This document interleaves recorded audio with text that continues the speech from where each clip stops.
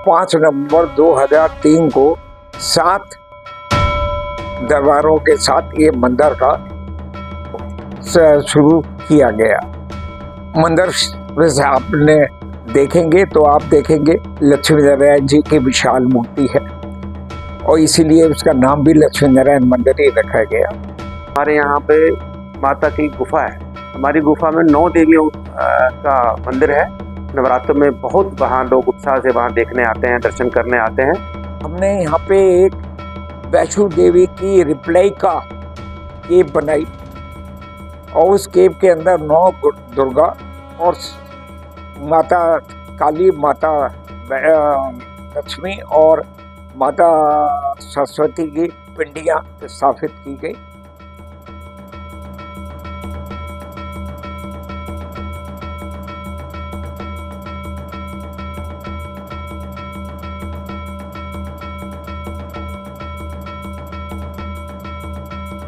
मंदिर के ऊपर के हिस्से के अंदर हमारे यहाँ अमरनाथ जी की गुफा बनाई गई।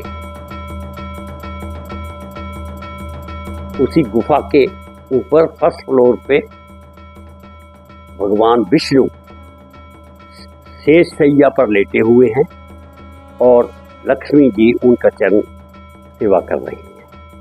हमारे मंदिर में हमने पहले तो मेन मंदिर बनाया जिसमें हमारी मूर्तियाँ लगी हुई हैं। रामचंद्र जी की है, शंकर भगवान की है, कृष्ण जी की है, माता जी की है, माता भगवती की है, हनुमान जी की है। ये सब मूर्तियाँ हमारी नीचे वाले में बहुत बढ़िया तरीके की मूर्तियाँ लगा करके हमने सेटिंग की हुई है। हमारे जो गीता भवन है उसमें जितनी भी मूर्तियाँ हैं वो इलेक्ट्रॉनिक मूर्तियाँ हैं और बच्चे बहुत उसे शौक से देखने आते हैं। दूर दूर से बच्चे आते हैं। जन्माष्टमी वाले दिन तो एक बहुत बड़ी बात है। लोग मेरठ से, बागपत से, कहाँ से लोग हमारे मंदिर को देखने आते हैं यहाँ पे। हम लोगों ने ये सारी मूर्तियों की स्थापना भी की। उसके बाद में गीता भवन भी, और ये स्कूल 3 मंजिल का ये स्कूल भी बन गया। ये जो स्कूल है हमारा 8वीं क्लास तक का है और ये 8वीं क्लास तक का रिकॉग्नाइज्ड है। इसके अंदर, स्कूल के अंदर हम A to Z एवरीथिंग बच्चों को फ्री शिक्षा, फ्री हम उनको books, free dresses, free shoes, sweaters और फ्री खाना देते हैं और बच्चों को हर तरह से जो भी सारी सुविधाएं हैं यहाँ उन बच्चों को मिलते हैं और ये गवर्नमेंट से अप्रूव्ड है। आजकल लोग जो हैं धार्मिक प्रवृत्ति से दूर होते जा रहे हैं, तो उनको किस तरह से लाया जाए अपने साथ। तो 3 साल पहले से हमने मंगलवार को हनुमान चालीसा पाठ करना शुरू किया और हनुमान चालीसा का पाठ शाम को आधे घंटे का पाठ होता है। शुरू में हमने देखा कि अटेंडेंस थोड़ी कम थी, तो हमने सोचा कि इसके साथ भंडारा और शुरू करते और हमने भंडारे शुरू कर दिया और 400 लोगों का भंडारा हम बनाते हैं और लाइन लगती है। हमारी जो मंदिर की सभी प्रसिद्धि का मेन जो कारण है ना, वो हमारा पूरा 12 महीने का जनवरी से लेकर के दिसंबर तक के कार्यक्रम।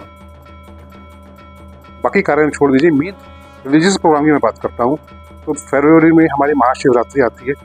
बहुत बड़ा प्रोग्राम करते हैं महाशिवरात्रि पे और आम जनता तो आती है जल अभिषेक करने के लिए, लेकिन शाम को 5 बजे से लेकर के या लगभग 5:30-6 बजे से लेकर के अगले दिन सुबह 5 बजे तक लगातार जो है अभिषेक होते हैं और उसके बाद आरती के साथ में इसका समापन होता है। अब साल में 2 बार नवरात्रि आते हैं, चैत्र नवरात्रि और शारदीय नवरात्रि। इन नवरात्रों में भी बहुत ज़बरदस्त हमारे यहाँ पर प्रोग्राम होते हैं।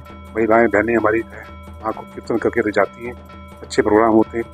इसके बाद जैसे अब ये होगा तो अब हमारा जो है हनुमान जन्मोत्सव आ जाएगा। और देखिए हनुमान जन्मोत्सव में हमारा मंदिर ही एक ऐसा मंदिर है जो हनुमान जी को फ्रूट केक का भोग लगाता है और विशाल केक होता है वो, और प्रसाद के रूप में उसको बांट दिया जाता है।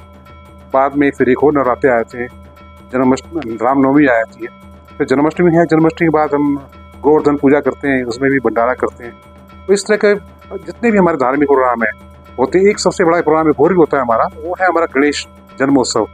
उसमें हम 1008 लड्डुओं का भोग लगाते हैं और 1008 गणेश जी के जो नाम है उनको साथ में ले लेकर के साथ में इसका करते हैं और काफ़ी लोग जो है इसमें इंटरेस्ट लेते हैं। और वर्ष का जो अंत होता है वो होता है ये हमारे जो बेचारे निर्धन हैं, कमज़ोर वर्ग के जो लोग हैं, उनके लिए कंबल वितरण, नए वस्त्र, नए स्वेटर, और उनके साथ साथ फिर हम उनको भोजन की व्यवस्था भी करते हैं, क्योंकि हम लोग भी 11 बजे इस प्रोग्राम को शुरू करते हैं, जो कि हमारा 2 से 3 बजे तक चलता है। तो बेचारे लोग कभी दूर दूर से आते हैं, जहाँ से उनको कूपन दिए जाते हैं, तो उनके लिए फिर भोजन की व्यवस्था भी कर दी जाती है। हमारे मंदिर में बहुत तरीके की गतिविधि होती हैं, जिसमें धार्मिक,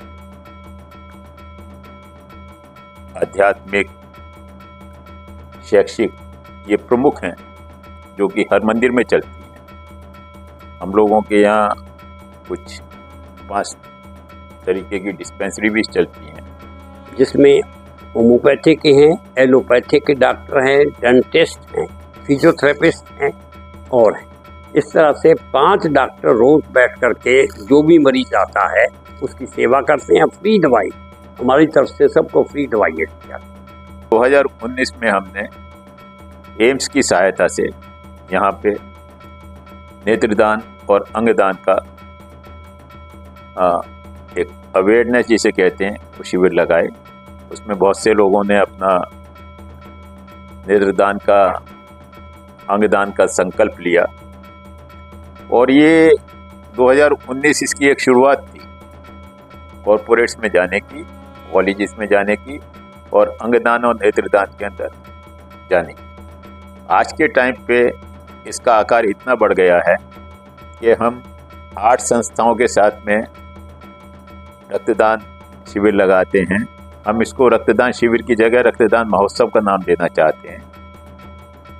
नोएडा में जिला अस्पताल, government institute of medical sciences greater Noida, post graduate institute of child health Noida और रोटरी नोएडा ब्लड बैंक के साथ में हम ये रक्तदान महोत्सव लगाते हैं। और आज तक हम लगभग 8000 रक्त यूनिट्स का हम सहयोग कर चुके हैं इन विभिन्न संस्थाओं को। मैं शहर वासियों से अपील करता हूं कि आप मंदिर में आए, हमारे मंदिर की एक्टिविटीज़ को देखें, हम क्या क्या सेवाएं दे रहे हैं।